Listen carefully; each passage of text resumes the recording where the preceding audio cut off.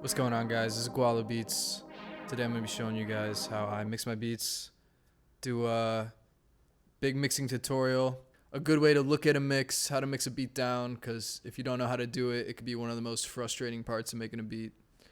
I'm going to run through all the steps that I do, what to do when you're done, just ways of looking at approaching mixing a beat and all that. So, alright, let's get into it. So I made this beat this morning. It's so this is like a simple Pierre Bourne beat. It's got a loop and one extra sound and then just a few drum sounds. So let me play this real quick.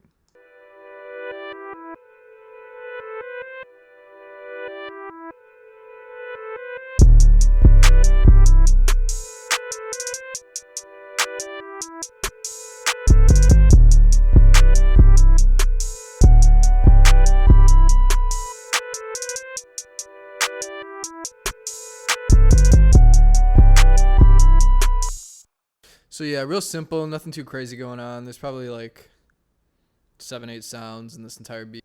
Mixing is definitely easier when you only have a few sounds like this. So that's why I want to start with this kind of beat. So the way to approach mixing is to kind of understand what exactly mixing is, like why it's called mixing. So basically what you're doing is you're taking all these sounds and see how all these sounds are being routed into the master channel.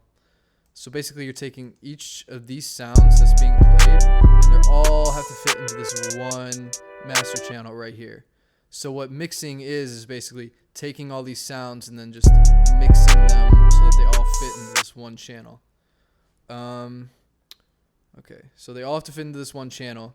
So this channel is made up of basically this spectrum, this EQ spectrum. You have your highs, like your hi-hats, flutes, high melodies, low 808s, kicks, and then the vocal is going to fit right there when you get to a rap. So you have to mix the beat so that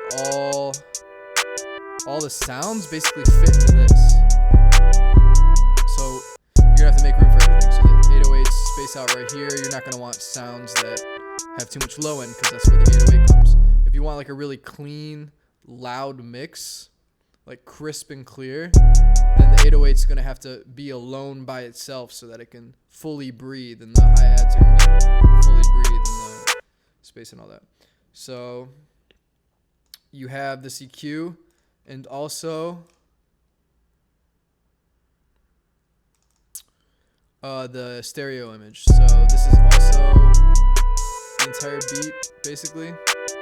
The stereo image right now, as you can see, mine's not very imaged. So for a lot of the drums, you're going to want the kick and the 808 to be right in front of you, and the clap too. That's just kind of standard. And then you can maybe image, which is like spreading out some of the other instruments to kind of, again, make more room for like the kick and the 808 and the different drum sounds. So it's all about making space for your different sounds so that each sound has its own space. That's basically what mixing is. Just mixing them all together in a way where it's all clean, it all has its own space, and you can kind of hear everything well, which is also why it's easier to just do it with a few sounds. So the first thing that you're going to want to do is take like your main sounds. Mine is this like loop right here.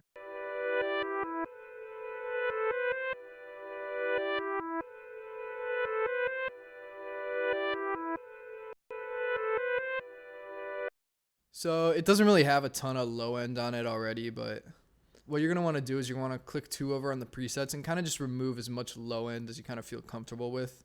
Honestly, the more the better, but you could start out doing right about to where you can hear a sound difference. And then if like your 808s aren't hitting hard enough, then you can come back and kind of like do a little more. Honestly, you got to feel everything out really when you're mixing.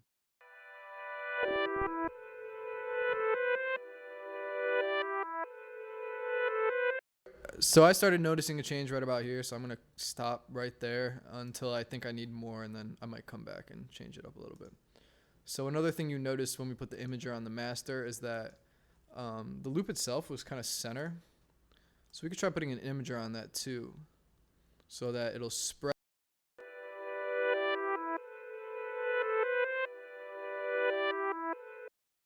And it actually looks like this sounds pretty spread out already, so we're not really going to need to image that too much. So let me get the second sound, and this is another reason why flutes are very popular in hip-hop beats, is because they only take up like this high end.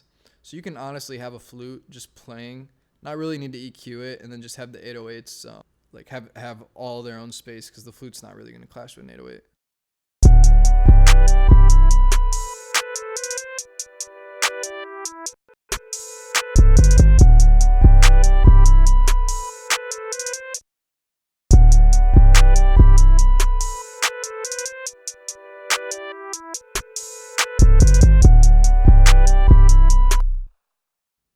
So in order to get some loud 808s, you're obviously going to want to take all the 808s,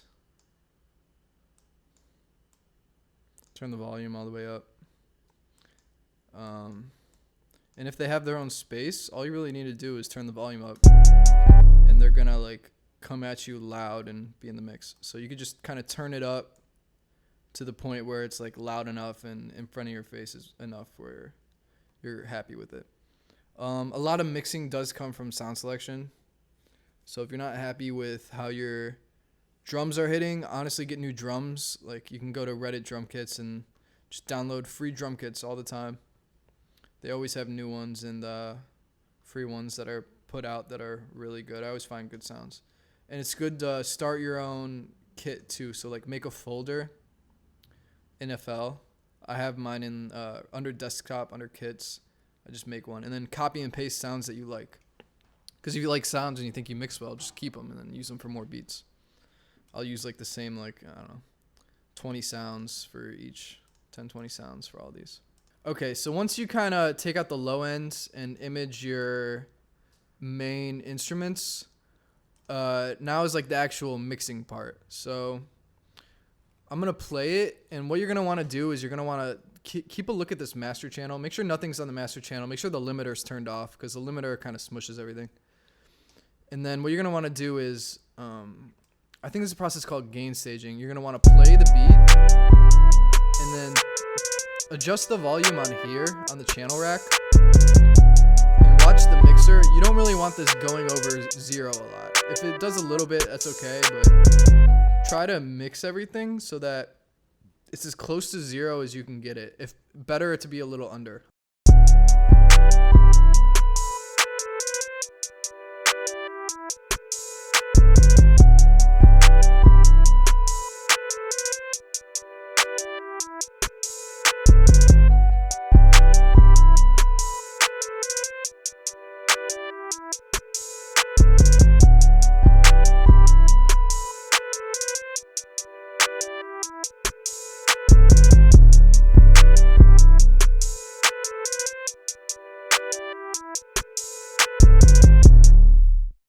Once you feel that everything's kind of hitting as it should, like the 808's coming in like kind of hard, and I like that, you can also make smaller adjustments in here.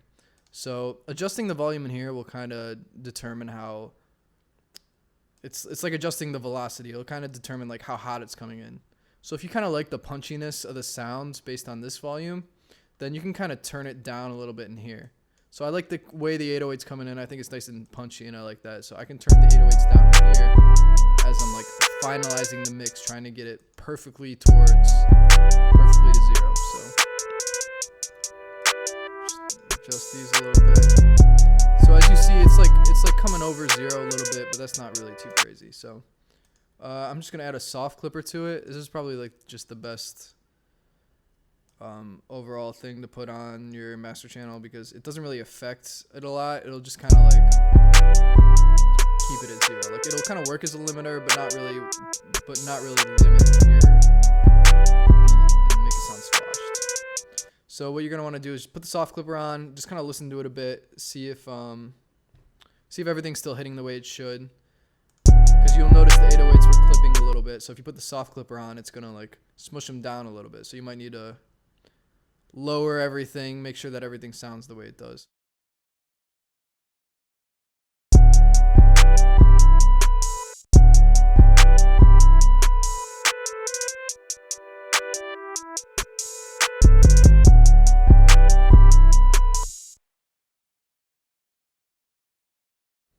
So yeah, I'm liking the way that sounds. So that's basically it. So in regards to the master channel, I was always looking for some crazy secret to make my beats like more like loud, honestly. And honestly, the best way to do it is just use fewer sounds. Take out all the low end out of your sounds. Use sounds that are in the higher register, like bells and flutes and higher loops, and then just make wide open space for the 808, and then the 808 will just have its own space, and your beat will be loud because there's like room for everything. Yeah, when you're rapping over it a lot too, you're not gonna want to put like different compressors on your or limiters on your master a lot. So yeah, a lot of producers don't put anything on their master channel. Like Ronnie J, like one of like known for loud, hard hitting beats, doesn't put anything on his master channel. Like that'll be handled usually by the engineer, or by the artist making the song when they make the song. If your beat's like coming in too hot and there's no room for the vocal, they're gonna have to turn your whole beat down anyways. So just like, so it doesn't really matter how loud like you think your beat is if the artist is gonna have to turn down the whole beat anyways. And then the 808s aren't gonna come in as strong as you want them to because the artist had to turn the whole beat down to make room for his vocal. So it's better to not really put anything on the master channel. I've kind of learned this in recent times. Okay, but if you are obsessed with loudness and you do want to put something on your master channel, there's this secret plugin that I've used for a while called Camel Crusher. So it's basically just a compressor. I put it on my master channel sometimes if I just want a loud beat. I've kind of moved away from it a bit because again, I like not putting anything on the master channel. I think it's just better for artists, and engineers are gonna mix it better if there's nothing, if the beat's not already being compressed. But if you do like loudness, what you can do is you can put one of these on the master, turn off distortion. Okay, so when you put it on, this is what it looks like. Okay, so you're gonna want to turn off distortion, turn off compressor to about half, turn off fat mode, volume all the way up, and mix about halfway. So what that's gonna do is it's gonna take the sound and just like kind of make everything a little louder and a little crispier. So I'll show you exactly what it's doing.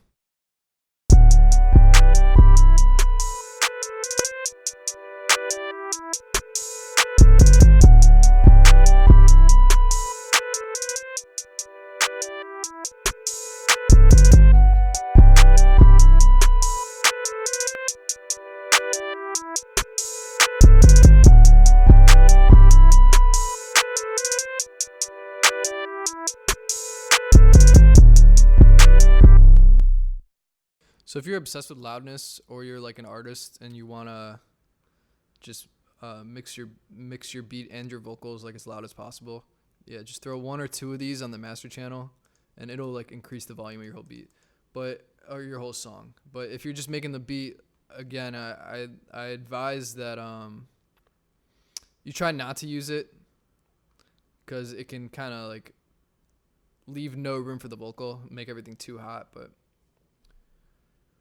honestly, I've used it for a while, so I can't really say don't use it. If it's a free plugin, I'll put the download link in the description. And it's honestly a lot of fun to use. It can make your beat just like instantly louder, which is really nice when I was starting out, because it would drive me crazy that my beats were never loud enough. But now that I've kind of know enough about mixing where I can make my beats loud, I like moved away from it. So it's more of a beginner plugin, but it is kind of a bit of magic sauce to make your shit sound better. Sometimes I'll mix it up with the Fruity Multiband compressor. You put the preset to mastering 2.4, and I'll combine it with the Camel Crusher, and this will kind of make it like the 808s come out more. It will clip a bit, but it does kind of sound cool doing it like this. I've done this on a couple tracks. And the last thing that you can do if you have $200 to blow, I just like so what you're going to want to do is, if you have Ozone or like a similar limiting plugin like that, you're going to want to play the beat. You're going to want to mix everything down to like -3, -6 dB. So like lower everything way more so that it's way lower than 0. It's not even close to 0 really. And then what you're going to do is turn on Ozone and then bring the threshold down like the 3 dB. So what this is gonna do is gonna kind of like make up for the extra headroom and just kind of make everything a bit louder. So yeah, you can do that as well if you have the 200 for ozone. So yeah, that's basically it. That's how I mix my beats. Just a pretty simple version of it.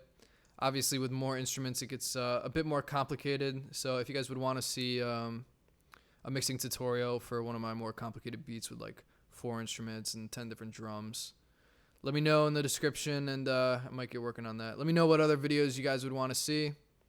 And that's it. I'm out. Thanks for watching, guys.